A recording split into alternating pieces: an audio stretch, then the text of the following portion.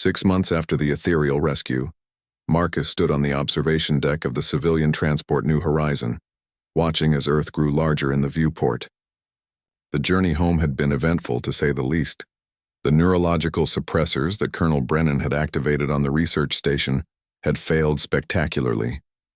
Instead of dampening the collective consciousness field, they had caused it to surge across the galaxy like a chain reaction. Within hours, humans on hundreds of worlds were reporting enhanced empathic abilities, shared decision-making experiences, and coordinated responses to moral challenges. The Human Colonial Authority had tried to classify the phenomenon as a pandemic and implement quarantine procedures. But how do you quarantine a consciousness field that operates outside normal space-time? Within weeks, even high-ranking HCA officials were experiencing collective awareness, leading to internal conflicts about the aggressive policies toward alien species. "Marcus," Dr. Vasquez said, approaching from across the observation lounge. "We're receiving a transmission from the Ethereal Collective. They want to speak with you personally." Marcus activated the communication console, and Zarathiel's familiar form appeared in the holographic display. Her light tendrils were brilliant with colors Marcus had never seen before, patterns that seemed to express joy, gratitude, and profound excitement. "Marcus Chen of Earth," Zarathiel said formally. "I bring greetings from the Ethereal Collective Council and news that will transform galactic civilization." "It's good to see you safe," Marcus replied. "I've been wondering what happened after you reached your home system." "What happened is unprecedented," Zarathiel said, her tendrils cycling through rapid patterns of amazement. "The data from our human studies has revolutionized our understanding of consciousness evolution.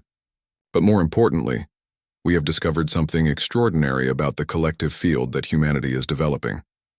The holographic display shifted to show a three-dimensional map of the galaxy, with points of light indicating various civilizations. For millions of years, the galaxy has been dominated by species that developed intelligence through competition and individual survival. Each civilization has remained isolated within its own consciousness paradigm. Marcus watched as new connections appeared on the map, linking human colonies to other species. But humans are different. Your collective consciousness field is not limited to your own species. It can encompass any sentient being that shares your moral framework. "You mean other species can join the human collective consciousness?" Dr. Vasquez asked, her scientific curiosity evident. "More than that," Zarathiel replied. "Humans appear to be developing into a galactic consciousness catalyst. Any species that embraces the ethical principles that drive human heroism can participate in the collective field." The implications hit Marcus immediately. "You're saying humans could unite different alien species into a single cooperative consciousness?"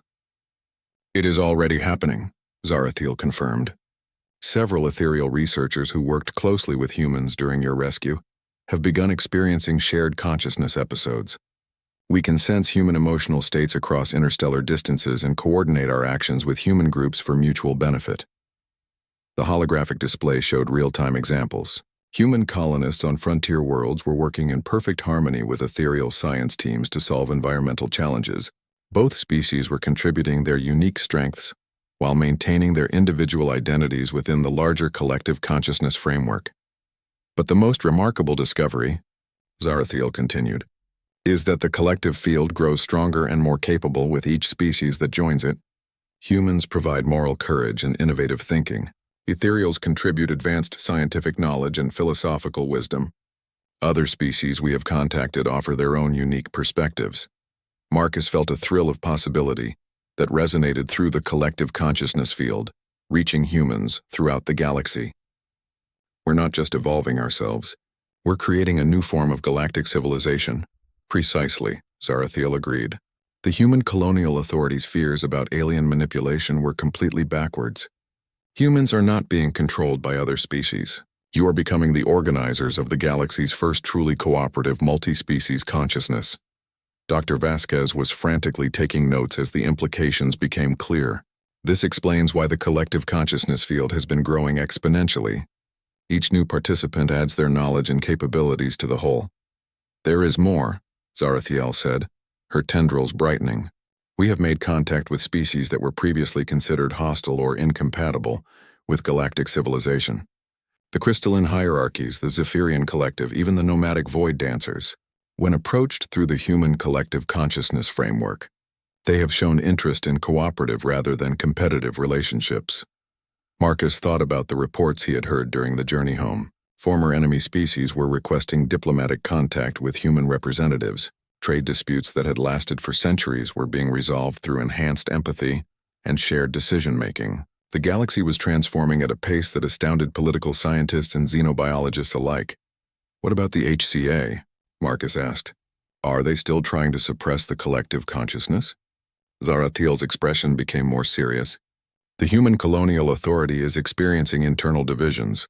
Many of their personnel have joined the collective consciousness field, and now question aggressive expansion policies. However, a core group of leaders remains committed to human supremacy and views the multi-species cooperation as a threat to human independence.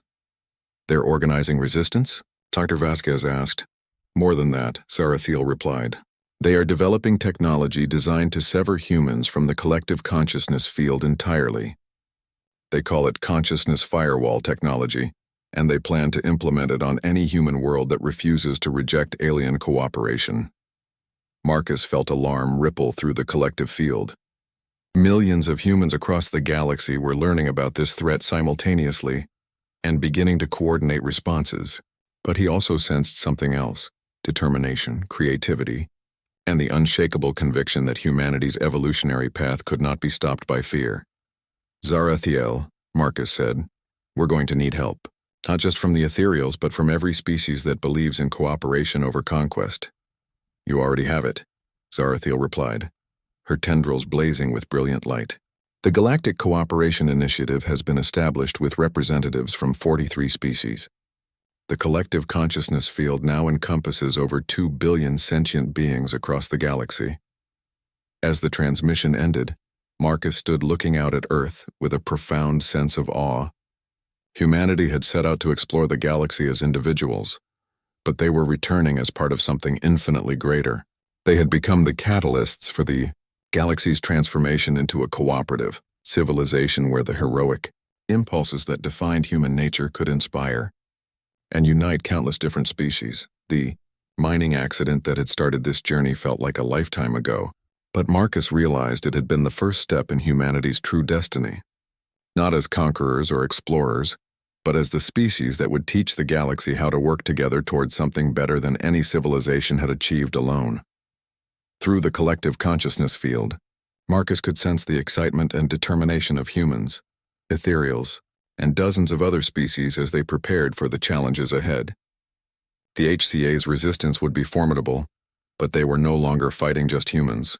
They were fighting an idea whose time had come, that the galaxy's greatest achievements would come not from competition, but from cooperation based on the heroic principle that everyone deserved protection, understanding, and the chance to contribute their unique gifts to the greater good. As Earth filled the viewport, Marcus smiled, knowing that humanity was finally coming home not just as explorers, but as teachers who had learned the galaxy's most important lesson, that true strength came not from standing alone, but from standing together. The rescue plan came together with a coordination that astounded even Dr. Vasquez. Through the collective consciousness field, 37 humans across the research station began working in perfect harmony, each contributing their specialized knowledge without ever meeting in person. Marcus felt the network of minds like a warm presence in the back of his consciousness. Engineer Sarah knew the station's ventilation systems. Security guard Rodriguez understood patrol schedules. Medical technician Williams had access to sedatives. Cook Chen could create diversions in the cafeteria. Each person contributed what they could while maintaining their normal duties to avoid suspicion.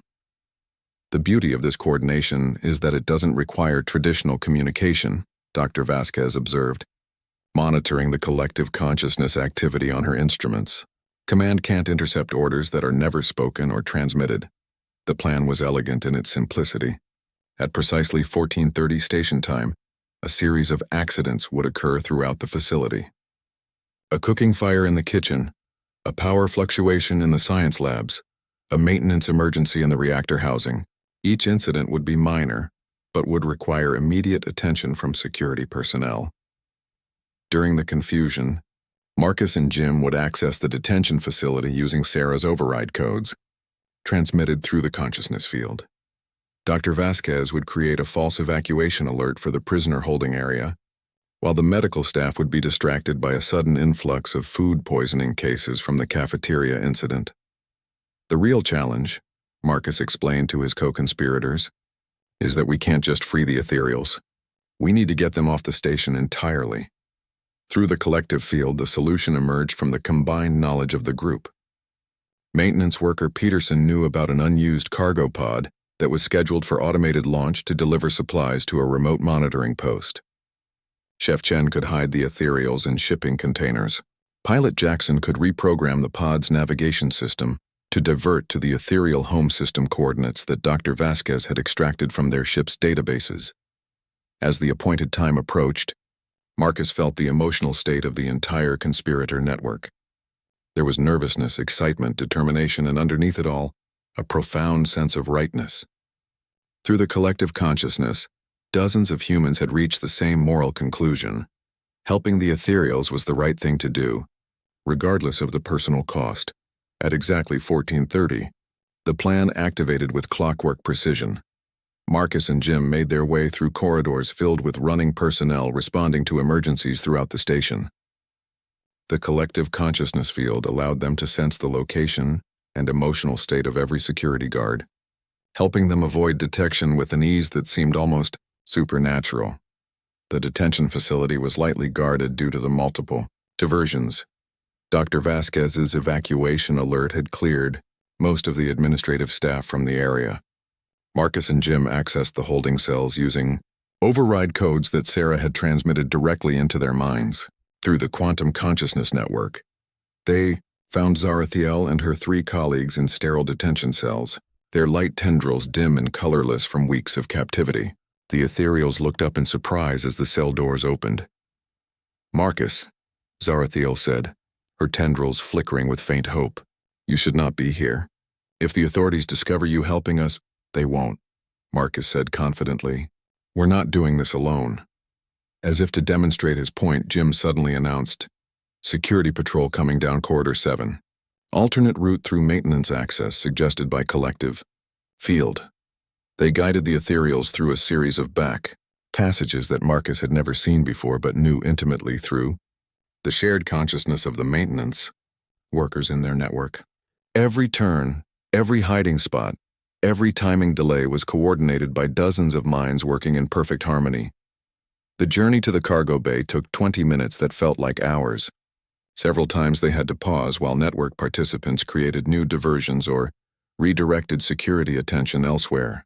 The collective consciousness field allowed real-time coordination that would have been impossible through any conventional communication system. In the cargo bay, they found the shipping containers prepared exactly as planned. Chef Chen had modified the environmental controls to support ethereal physiology, while Dr. Vasquez had programmed medical monitors to ensure their safety during the journey. "This level of coordination is impossible," Zarathiel observed as they prepared to enter the containers. "How are so many humans working together without any visible communication?" "You were right about human collective consciousness," Marcus explained. "The deep scan activated something that was already developing. We're learning to work together in ways we never imagined possible." Zarathiel's tendrils suddenly blazed with brilliant colors of amazement and joy. "The evolutionary leap is occurring faster than our projections indicated. Marcus, your species may be on the verge of becoming something unprecedented in galactic history." As the ethereals settled into their escape containers, Marcus felt a wave of satisfaction from the collective consciousness network. 37 humans were experiencing the profound fulfillment that came from working together for a noble cause. "Wait," Jim said suddenly, his expression troubled. "I'm sensing something wrong." Fear from the command level. They know something. Through the collective field, Marcus felt it too. Colonel Brennan had discovered the pattern of coordinated accidents and realized they weren't coincidental. Security teams were converging on the cargo bay. "Launch now," Marcus ordered, activating the cargo pod's departure sequence. But it was too late. The bay doors burst open as armed security personnel flooded in. Colonel Brennan led the charge, her face grim with determination. "Step away from the cargo containers," she commanded. "By authority of the Human Colonial Authority, You are all under arrest for treason and collaboration with enemy forces. Marcus felt the collective consciousness field surge with defiance. Every conspirator on the station was experiencing the same moral outrage, the same determination to protect their ethereal friends. "Colonel," Marcus said calmly, "we're not collaborating with enemies. We're helping fellow sentient beings who saved our lives." "You are compromising human security," Colonel Brennan replied. "The alien manipulation of your minds is complete. You are no longer capable of rational judgment." But even as she spoke, Marcus could sense something unexpected through the collective field. Some of the security personnel were experiencing doubt. The moral conviction of the conspirators was spreading through the consciousness network, affecting even those who opposed them. 3 guards lowered their weapons, stepping back with confused expressions. 2 more began questioning their orders out loud. The collective consciousness field was growing stronger under pressure, encompassing more minds and spreading the shared conviction that helping the ethereals was the right choice. "The consciousness field is self-expanding," Dr. Vasquez announced with wonder. "Moral conviction is acting as a catalyst for network growth." Colonel Brennan realized that her authority was eroding in real time as more personnel joined the collective consciousness network. "Launch immediate containment protocols," she ordered. "Activate neurological suppressors throughout the station." But the cargo pod's automated systems had already initiated departure. As Marcus watched through the bay windows, the container carrying Zarathiel and her colleagues accelerated away from the station, heading for the navigation beacon that would guide them home. The rescue had succeeded, but Marcus realized that the real test was just beginning. Humanity's collective consciousness had taken its first coordinated action, and there would be consequences that none of them could predict. 3 weeks later, Marcus sat in his assigned quarters aboard the HCA research station, staring out at the swirling nebula that concealed their location from outside detection. The enhanced empathic abilities granted by the deep scan had not faded. If anything, they had grown stronger, allowing him to sense the emotional states of humans across vast distances. What he felt was deeply troubling. Across the galaxy, human colonies were reporting unusual behavioral changes. People were experiencing vivid dreams about heroic actions, sudden urges to help strangers, and unexplained knowledge about moral philosophy. Some colonial authorities were dismissing these phenomena as mass hysteria, but Marcus knew better. The ethereal deep scan had somehow activated latent potential in human consciousness. The collective field that Zarathiel had detected was expanding, connecting humans across space in ways that nobody understood. A soft chime indicated someone at his door. Marcus opened it to find Dr. Elizabeth Vasquez, the chief xenobiologist assigned to study the captured ethereal technology. "Mr. Chen, I need to speak with you about something urgent," she said, glancing nervously down the corridor. "Something the military command doesn't want to hear." Marcus stepped aside to let her enter. Dr. Vasquez was young for such a prestigious assignment, but her reputation for brilliant theoretical work had earned her a place on the research team. "What's wrong?" Marcus asked. "Everything," Dr. Vasquez said bluntly. "We've been studying the ethereal data for 3 weeks, and the implications are staggering. The collective consciousness field they detected isn't just some interesting psychological phenomenon. It's a fundamental change in human evolution." She activated a portable holographic display showing complex neurological charts. "Humans across the galaxy are beginning to share consciousness during moments of moral crisis. When someone faces an ethical dilemma, they can temporarily access the wisdom and experience of thousands of other humans." Marcus studied the data, recognizing patterns similar to what he had experienced during the deep scan. "The HCA sees this as a threat to individual autonomy." "They're wrong," Dr. Vasquez said firmly. "This isn't about loss of individuality. It's about collective wisdom. Humans are developing the ability to make better moral choices by drawing on the ethical insights of their entire species." She manipulated the display to show incident reports from across human space. Emergency responders are solving problems they've never encountered before by accessing knowledge from colleagues on other worlds. Diplomatic situations that should have escalated into conflicts are being resolved through enhanced empathy and understanding. "But the military command doesn't see it that way," Marcus observed. "They're terrified," Dr. Vasquez confirmed. They think the ethereals somehow infected humanity with this collective consciousness as a form of weapon. They want to develop countermeasures to suppress it. Marcus felt a chill of alarm. Suppress it how? Neurological inhibitors, consciousness-dampening fields, surgical intervention for affected individuals, Dr. Vasquez listed grimly. They're treating human evolution like a disease that needs to be cured. The door chimed again and both Marcus and Dr. Vasquez froze. After a moment, Marcus opened it to find Jim Peterson, one of his fellow miners from the original accident. Marcus, Jim exclaimed, embracing his former colleague. I've been trying to get permission to see you for weeks. Marcus noticed immediately that Jim's emotional signature felt different. Stronger, more connected to something larger than himself. How are you feeling, Jim? Different, Jim admitted, stepping into the room. Ever since that day on the ethereal ship, I've been having these experiences. It's like I can feel what other people need, not just here on the station, but people I've never met. Dr. Vasquez watched Jim with intense scientific interest. Can you describe these experiences more specifically? Jim looked uncertain, but something in Dr. Vasquez's manner seemed to reassure him. Yesterday, I was in the station cafeteria, and I suddenly knew that someone in the kitchen was having a panic attack. I'd never met the guy, but I could feel his distress like it was my own. I went to help him, and it turned out he was having an allergic reaction that could have killed him. The collective consciousness field is manifesting as enhanced empathy and crisis response, Dr. Vasquez murmured, taking notes, just as the ethereal data predicted. There's more, Jim continued. Pete and Sarah are experiencing the same thing. We can sense each other's emotions even when we're in different parts of the station. And sometimes when we're all thinking about the same problem, it's like our minds link up and we can solve things that none of us could figure out alone. Marcus felt excitement building. Jim, how many other people on the station are experiencing these effects? More than you'd think, Jim said.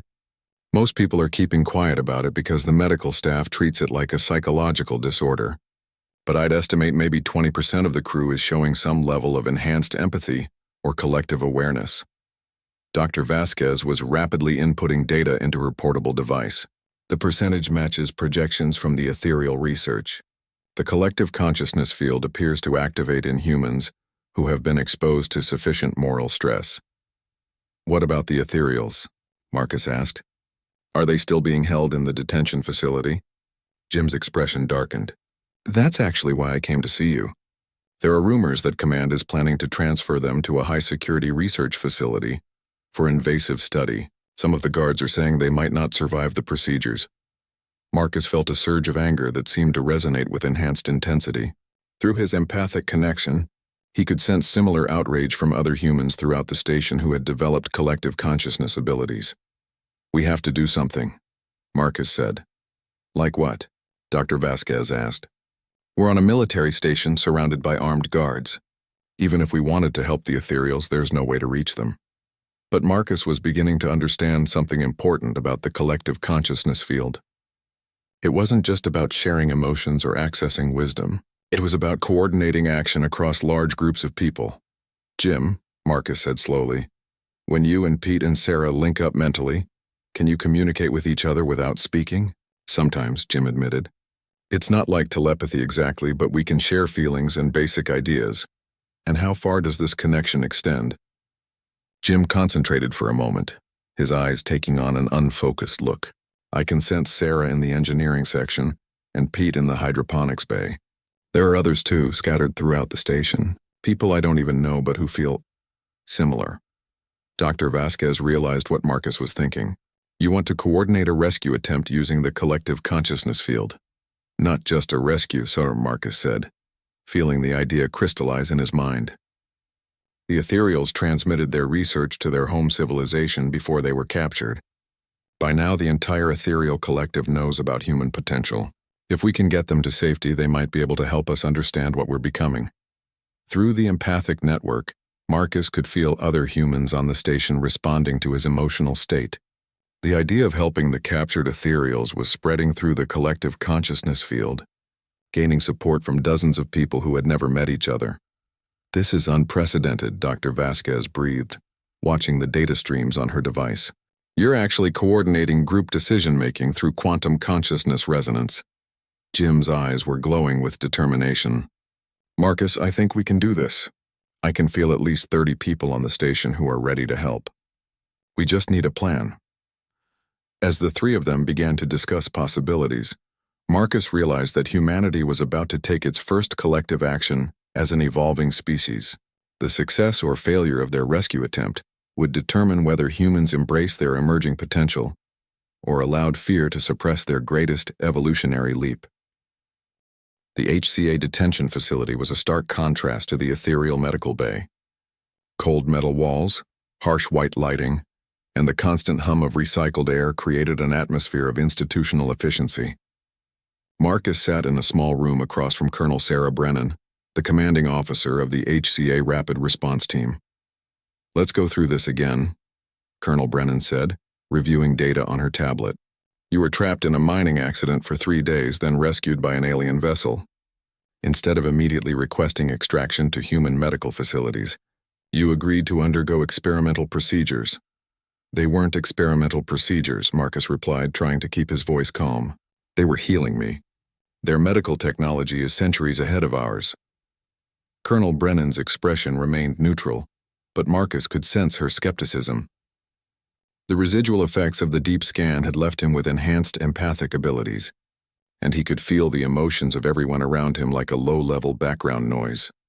"According to your fellow miners, you were subjected to invasive brain scans and psychological manipulation," she continued. "They report that you became increasingly defensive of your alien captors and hostile toward human authority." "That's not what happened," Marcus protested. "Jim, Pete, and Sarah were grateful for the treatment they received. The ethereals saved all our lives. Mr. Chen, I understand that advanced psychological manipulation can create false feelings of loyalty toward captors," Colonel Brennan said, leaning forward. "It's a known tactic used by hostile alien species to compromise human agents." Marcus felt a flash of anger, amplified by his enhanced emotional sensitivity. "Have you actually talked to Jim, Pete, and Sarah, or are you just telling me what they supposedly said?" The colonel's slight hesitation told Marcus everything he needed to know. The other miners had probably been kept sedated during medical treatment that was really an attempt to erase their memories of positive interactions with the ethereals. "Mr. Chen, the Human Colonial Authority exists to protect humanity's interests in a dangerous galaxy," Colonel Brennan explained. "We have encountered dozens of species that initially appeared peaceful, but ultimately proved hostile. We cannot afford to trust alien claims of benevolence. But what if they really are peaceful?" Marcus asked. "What if we're starting a conflict with potential allies because of our own fear?" Colonel Brennan stood and walked to the room's single window, which showed the HCA ship's hangar bay. Through the transparent aluminum, Marcus could see ethereal prisoners being led away in restraints. Zarathiel was among them, her light tendrils dim and colorless in captivity. "Mr. Chen, we have recovered alien technology from their vessel that proves these beings were conducting extensive surveillance on human colonies," the colonel said. "They have detailed maps of our settlements, biological data on human physiology, and strategic assessments of our military capabilities." Marcus felt his heart sink. From the HCA perspective, the ethereal research into human nature would indeed look like intelligence gathering for a potential invasion. The fact that it was actually scientific curiosity about human heroism would be irrelevant to military minds. "They were studying us because they found human behavior fascinating," Marcus explained.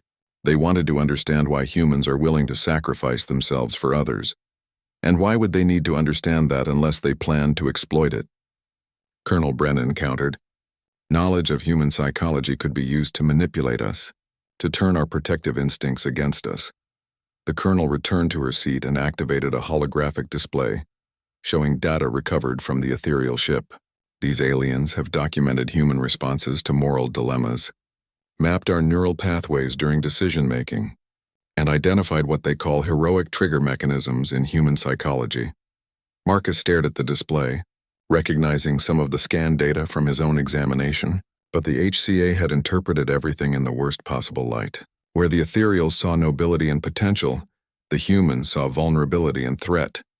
"They were trying to help us understand ourselves," Marcus said desperately.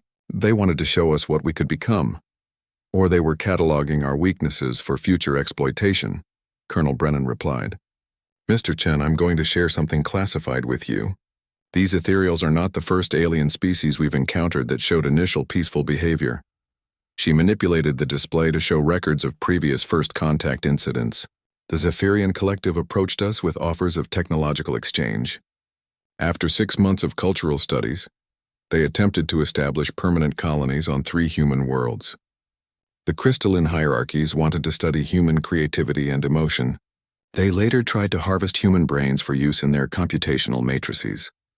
Marcus felt sick as he read through the reports. Each alien species had shown genuine scientific interest in humanity, conducted extensive studies, and then attempted to exploit what they had learned. I understand your skepticism, Marcus said slowly. But the ethereals are different. They're not studying us to exploit us. They're studying us because they've never encountered a species like us before. That's exactly what makes them dangerous, Colonel Brennan said. Mr. Chen, the deep scans they performed on you revealed aspects of human consciousness that we didn't even know existed. They now have detailed information about human collective consciousness fields, evolutionary potential, and biological enhancement mechanisms. She paused, letting the implications sink in. If this information reaches the wider ethereal collective, they will have the knowledge needed to manipulate human society on a massive scale.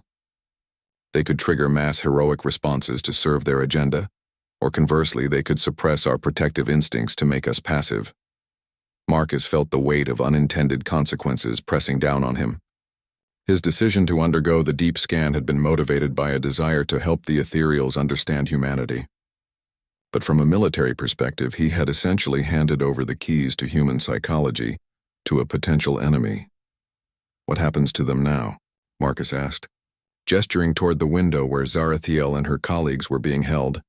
They will be transferred to a secure research facility where our scientists can study their technology and biology. Colonel Brennan replied, any information they possess about human capabilities will be extracted and classified.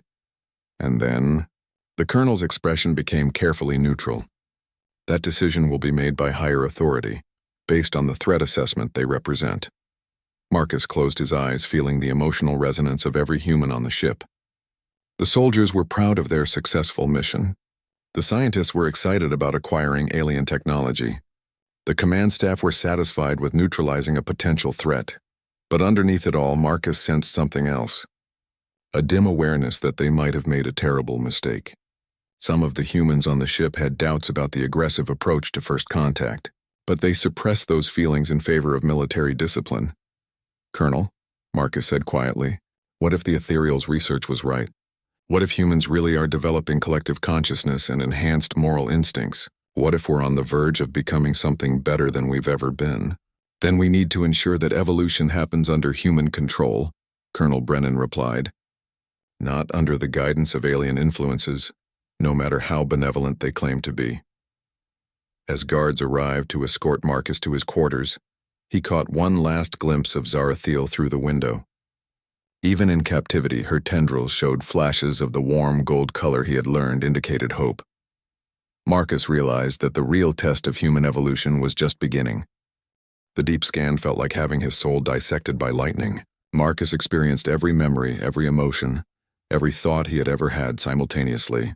But more than that, he felt connected to something vast and infinite, as if the scanning array had tapped into the collective unconscious of his entire species. Through the overwhelming sensations, he could hear Zarathiel's voice, though it seemed to come from very far away. Incredible, impossible. The readings are off every scale we have. Marcus saw flashes of human history through the scanner's perspective.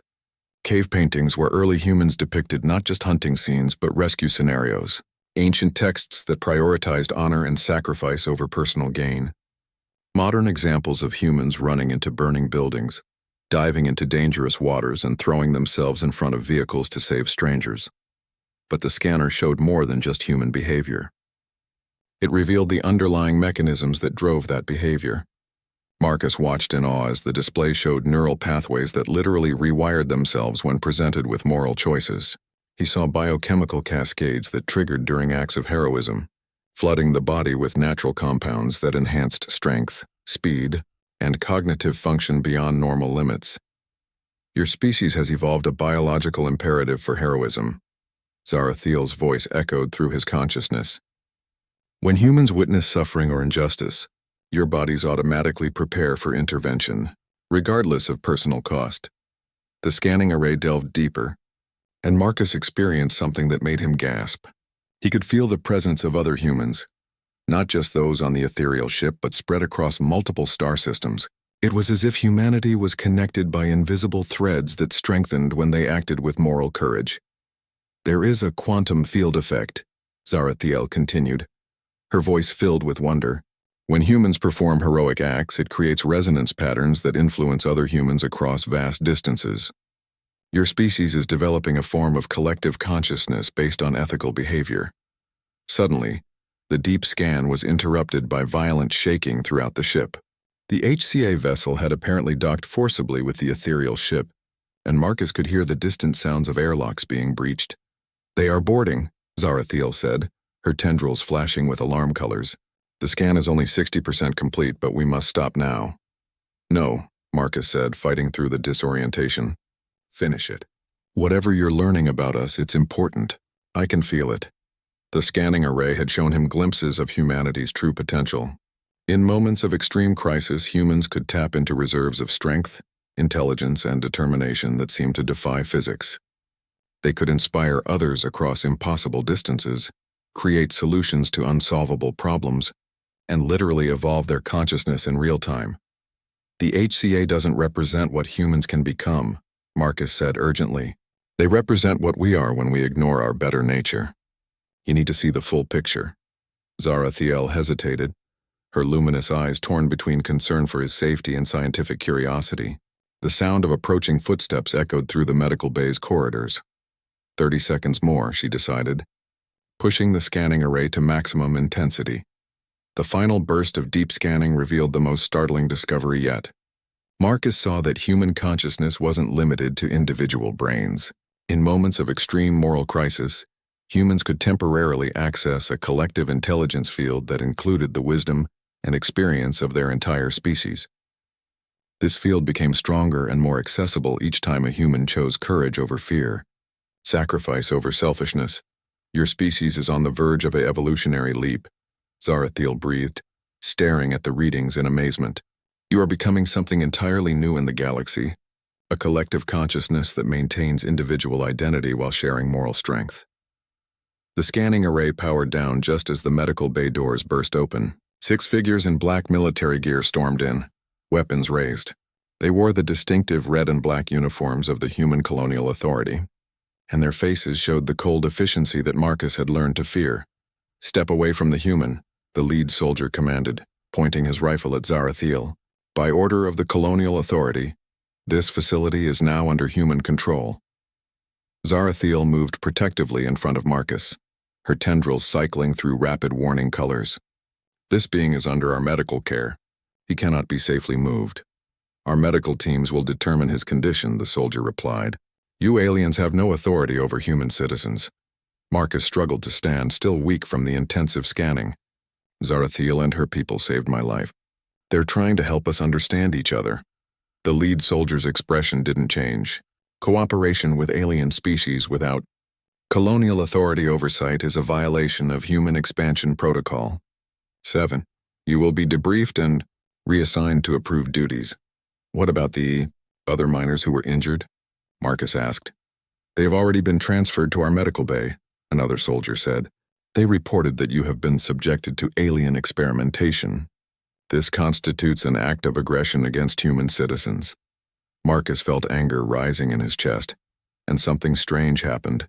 The residual effects of the deep scan seemed to amplify his emotional state, and he could suddenly sense the feelings of every human in the immediate area. The soldiers were afraid, though they hid it well. They had been told that aliens were dangerous, and they genuinely believed they were conducting a rescue mission.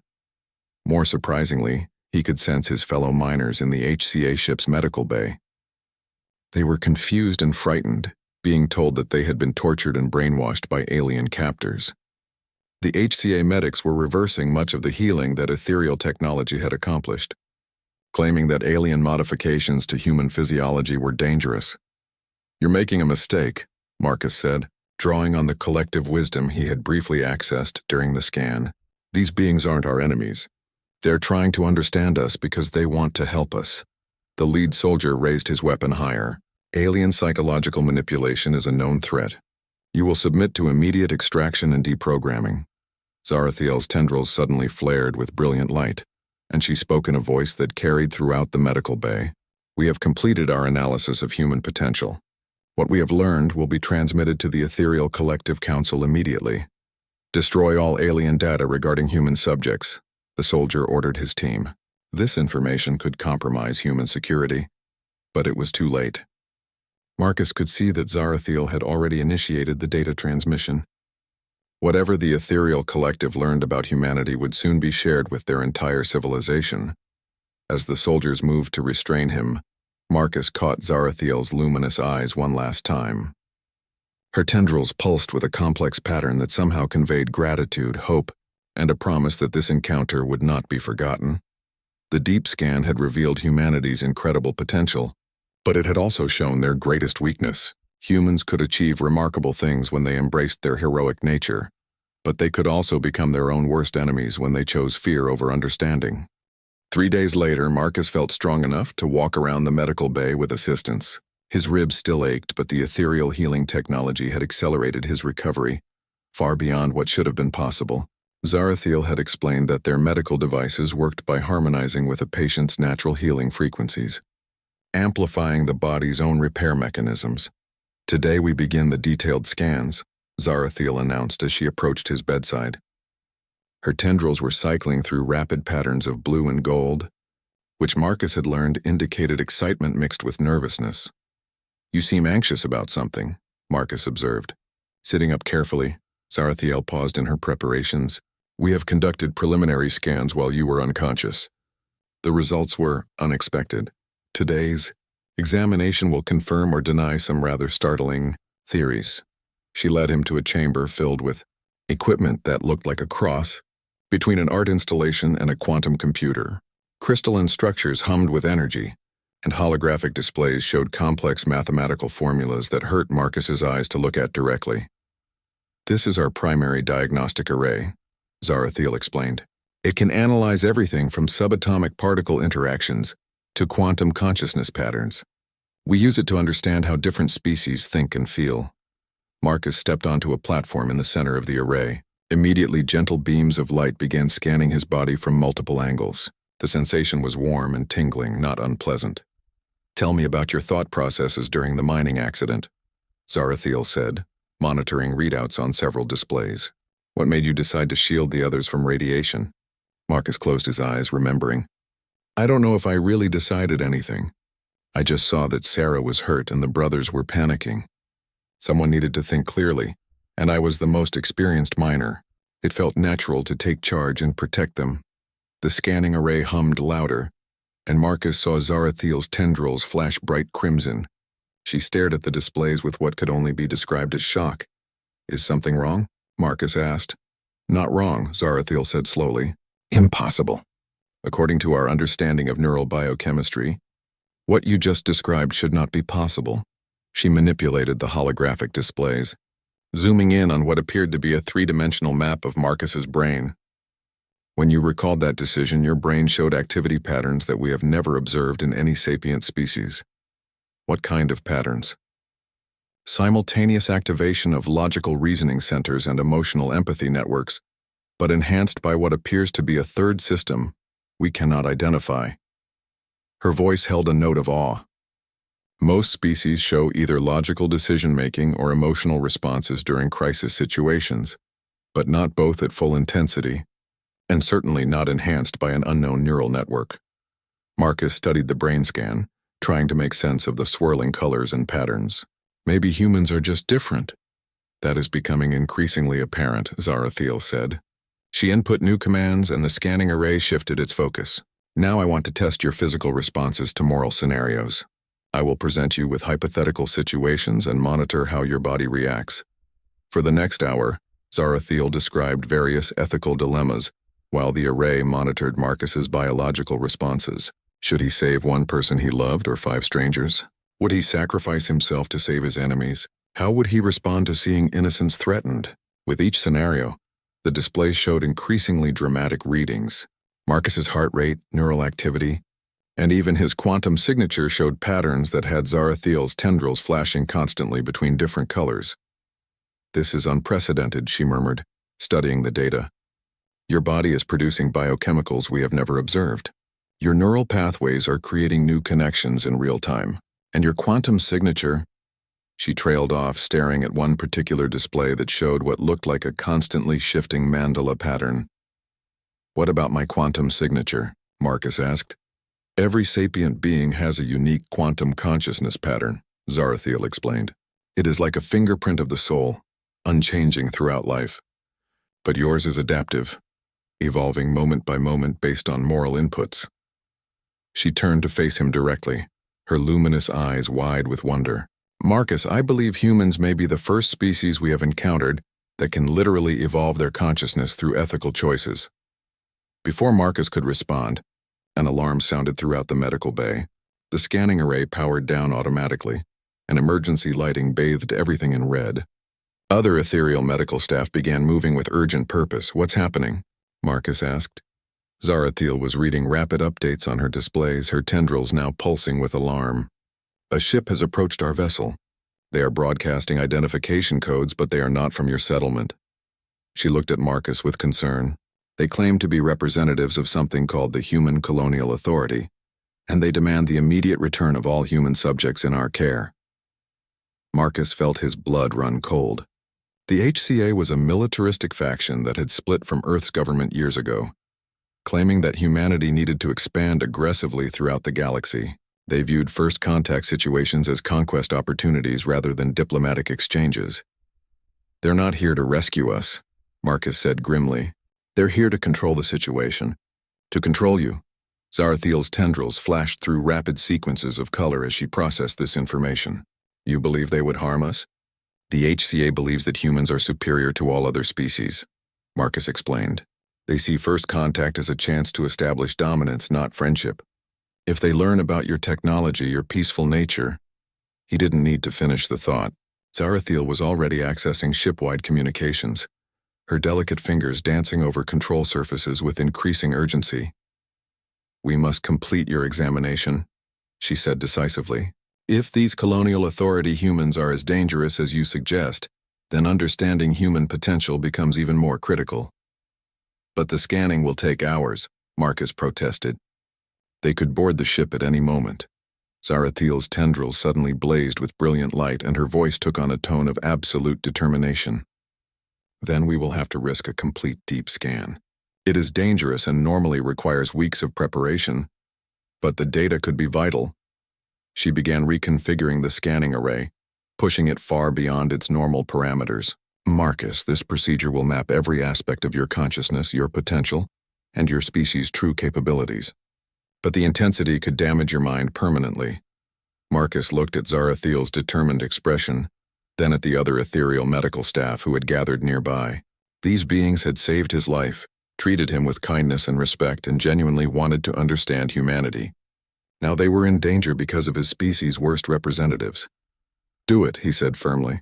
"Whatever you learn about humans, use it to protect yourselves." As Zarathiel activated the deep scan protocol, the array surrounded Marcus with blinding light. The last thing he saw before the intense scanning began was her tendrils glowing with colors he had never seen before. Patterns that seemed to express gratitude, determination, and something that might have been affection.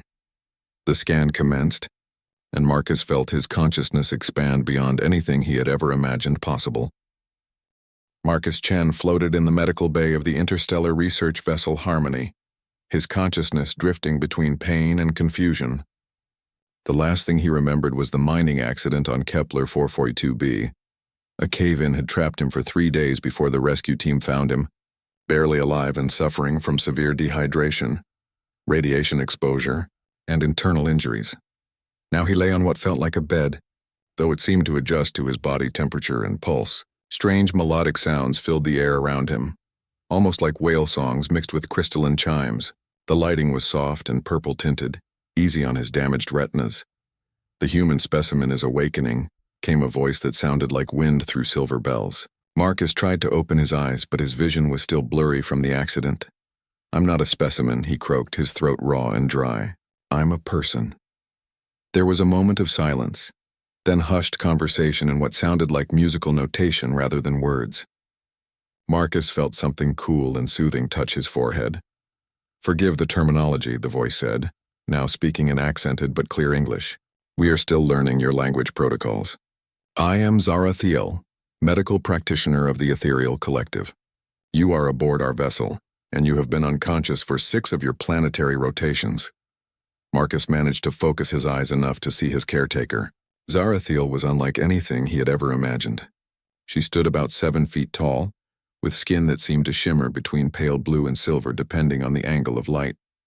Her features were delicate and angular, with large eyes that held an inner luminescence. What appeared to be hair was actually flowing tendrils of light that moved with her emotions.